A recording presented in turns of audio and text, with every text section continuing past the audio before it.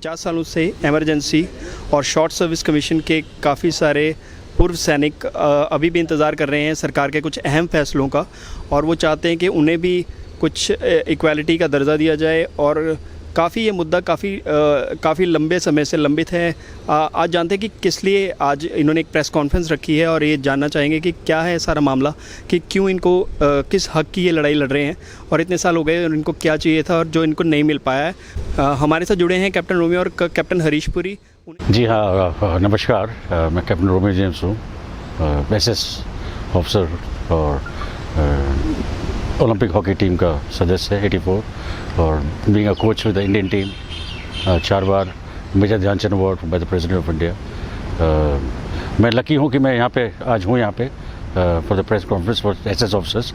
और मैं ये मांगता हूँ गवर्नमेंट से कि जो हमारी जो राइट्स हैं, पेंशन और मेडिकल राइट्स जो है हमारे को जो इतने सालों से नहीं मिली, दी जाए, है कि नहीं। और ये हमारी जायज़ मांग है, कोई वो नहीं मांग रहे कि we have worked hard for it, है ना। और लोगों ने जाने दी, एसएस ऑफिसर्स ने बॉर्डर पे है ना फ्लाइट में। मैं तो इतना उसमें था नहीं क्योंकि मैं गेम स्पोर्ट्स में ज़्यादा था, पर है हूँ उनका ही कोचमेट और उनका ही as a part of fellow officer. तो मेरी यही है गुजारिश गवर्नमेंट से, मोदी जी से, कि हमारा हक हमारे को दिया जाए। सबसे पहले मैं आपको और आपके मीडिया के सौजन्य से जो अपने वक्तव्य दे रहा हूँ उसके लिए धन्यवाद देता हूँ। देखिए साहब, ये जो आपने एक सवाल पूछा है, ये बहुत ही छोटा सवाल है। इस सारी शॉर्ट सर्विस कमीशन का एक बहुत लंबा दायरा है, पर आप अपनी जगह सही हैं। मीडिया के तौर पे जो आप कह रहे हैं, एनडीए सरकार ने घोषित किया था, रोहतक में मोदी जी ने रैली ली थी, ओआरओपी उन्होंने लागू की, वो सब ठीक है। वो हुआ उन लोगों के लिए जो रेगुलर ऑफिसर थे, पर जो शॉर्ट सर्विस कमीशन ऑफिसर थे उनको दरकिनार कर दिया गया, इस स्कीम के तहत लिया ही नहीं गया। तो आज जो हम यहाँ पे हैं, और मैं पिछले 3 साल से इस मुहिम में जुड़ा हुआ हूँ। हमने प्रेस कॉन्फ्रेंस दिल्ली में करी, हमने जंतर मंतर में पीसफुल एजिटेशन करी, हमने अपने आर्मी चीफ, रक्षा मंत्री, वित्त मंत्री, इन सब से मुलाकात करी, हमारे सीनियर्स ने चिट्ठियां लिखी, बहुत कुछ इन 3 सालों में हुआ, और बताया गया कि भाई शॉर्ट सर्विस कमीशन ऑफिसर किसी भी किस्म से किसी रेगुलर ऑफिसर से कम नहीं है। सिलेक्शन प्रोसीजर वही है, इम्तिहान वही दिया जाता है, शॉर्ट सर्विस सिलेक्शन बोर्ड वही होता है, मेडिकल वही होता है, ट्रेनिंग और तगड़ी होती है 10 महीने, कोई भेदभाव नहीं है। पर ये जो आपने भेदभाव डाला है, क्योंकि ये सेना है, इसमें आप आवाज़ नहीं उठा सकते। हमारे आर्टिकल 33 के तहत कुछ फंडामेंटल राइट रिस्ट्रिक्टेड है, जो हुक्म आया हुक्म मानना है। तो ये पिछले 55 साल से सिलसिला चलता रहा। हमें भी पता था 20 साल की नौकरी का एक आदेश है, इतना करोगे तो मिलेगी। हम 20 साल कर ही नहीं सकते थे, हम ज़्यादा 10 साल की टर्म पूरी कर सकते थे। तो हम लोगों ने भी फ़ौज छोड़ी दूसरी जगह, जैसे कैप्टन रोमियो ने बताया, इन्होंने अच्छी नौकरी करी एएससी में, हॉकी में चले गए। ऐसे हमारे 1800 तो लोग शहीद हो चुके हैं, जो पहले ही शहीद हो चुके हैं। और अभी आप देखेंगे ऑपरेशन ऑल आउट में जो गुजरे हैं, वो आपका ढोंडियाल, उससे पहले दूसरा एक और ऑफिसर, एसएस ऑफिसर। तो ये वहाँ पे भी सोपोर वगैरह में जितने हो रही, एसएस ऑफिसर ही अपनी जान की बलिदानी देते हैं।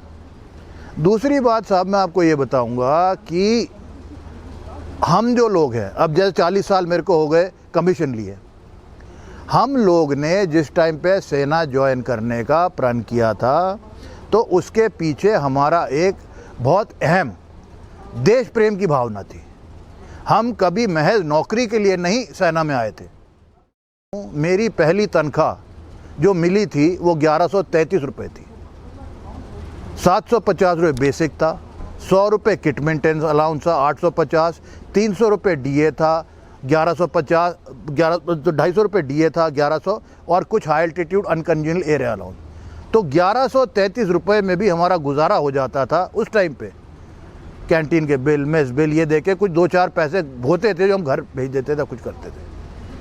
आजकल आप देख लीजिए 55,000 रुपये तो स्टाइपेंड है कैडेट का, और उसको पहली जो वो मिलता है रैंक वो लेफ्टिनेंट का मिलता है, उसकी जो पहली तनख्वाह होती है 2.25 लाख रुपए होती है। तो आप देखिए जैसे समय बदलता गया, पैसे की भावना बढ़ती गई, तो आपने अब कैसा एक 10+4 का आपने टर्म शुरू कर दिया। ये 10+4 का आपने टर्म शुरू तो कर दिया, पर मैं संक्षेप में आपसे ये कहना चाहूँगा कि ये शॉर्ट सर्विस कमीशन से ना देश को फ़ायदा है, ना इंडिविजुअल को फ़ायदा है। Nobody is benefited by this.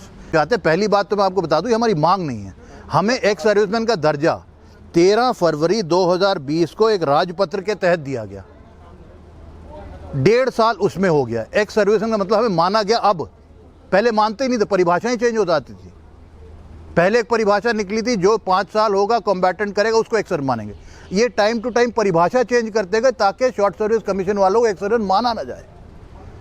अनेक खतोखतावत करने के बाद, after lot of correspondence, these people have now considered as ex serviceman, which means that they are supposed to provide us healthcare facility and pension.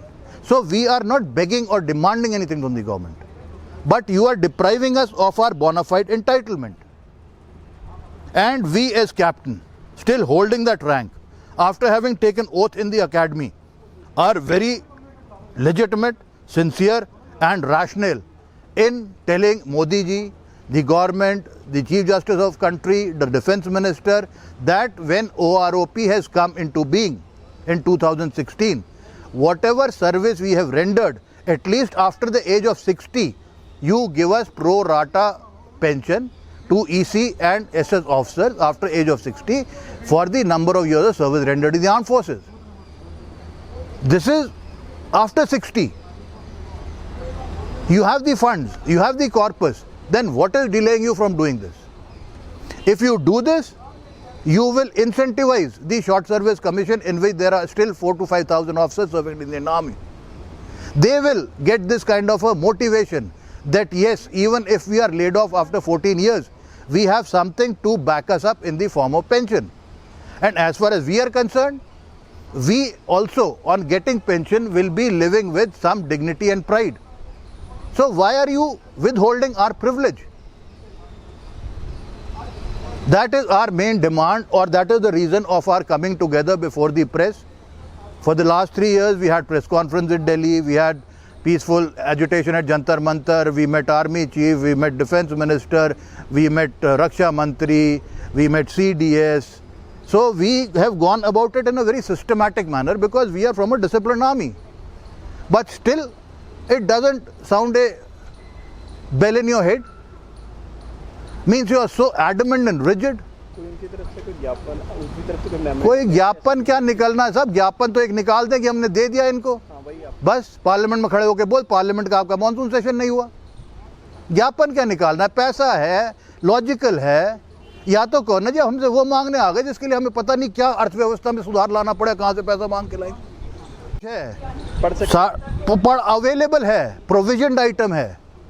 2 defence minister मर गए हैं, मनोहर पारिकर गुजर गया है, अरुण जेटली गुजर गया है। जो हमारे केस चल रहे हैं सुप्रीम कोर्ट में और दिल्ली हाई कोर्ट में, 4 बार नागेश्वर राव की बेंच चेंज हो गई है सुप्रीम कोर्ट में, जहां हमारा ECHS का मामला चल रहा है, मेडिकल केयर का। और एक आपका chief justice of India Bobde retire हो गया है, उसके पश्चात भी आप हमें ये नहीं दे रहे। और कितना अन्याय करेंगे हमारे साथ।